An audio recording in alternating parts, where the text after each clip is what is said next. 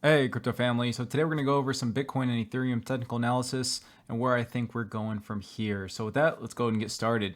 So the market right now is a little choppy. Today, about half the coins are green, half the coins are red. Right now, we're going to look at Bitcoin on the daily. You can see I have a lot of orange lines. Those are the support and resistance lines. And then you see the purple lines are the trend lines, okay? I have the trend fusion indicator up. It's by CryptoScripts. You can see here the red triangle predicting the downtrend.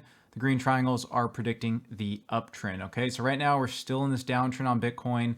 I have the RSVP extractor right here. It's basically the RSI combined with the volume and price oscillators. It's basically kind of with some overbought and oversold levels to create some pretty accurate signals. That's by CryptoScripts as well. But basically for this daily chart, I drew some trend lines. So you can see here all the way from July 21st, I drew a trend line that basically intersects that Bitcoin fell through and it had that huge drop. But then you can see here that right now I drew the downtrend, this downtrend resistance that we need to break above. Okay, so you can see that right here from the top, November 9th, it has been respecting this trend line resistance, okay, 3 times.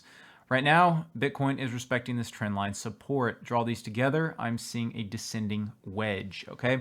Now, descending wedges, if they break out to the upside, they are technically bullish, okay? They're bullish patterns. When they get towards the bottom, when it's squeezing, they usually do break to the upside. Now, looking where it's at right now, it is coinciding with a support level of 40,800, hence why we did bounce, okay? If we do bounce, I can see it's kind of consolidating and then breaking to the upside, down, and then from this 40,000, 41,000 level, finally bouncing to the upside. Now, right now you can see on the RSVP extractor, basically we do have the RSI is oversold. Okay, that's yellow. This yellow line is the RSI, so it is oversold right now.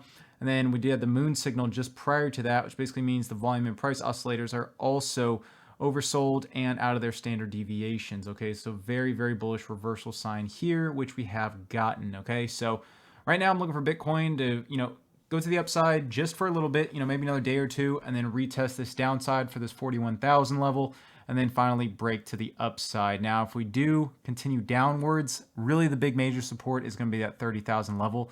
Not looking too good. I mean, if you just look, there's a lot of choppiness here, so maybe around 35,000 could be, midterm support, but really going to look for this next 30,000 retest. As you see, we did retest it 1, 2, 3 times, all the way past to May. Okay, so that's what I'm looking at right now. Hopefully we can get a green trend line reversal on the trend fusion indicator and break to the upside with this descending wedge and then retest this 51,000 level from there. Now, looking at Ethereum, so Ethereum actually have some bigger trend lines that are a little bit more accurate here.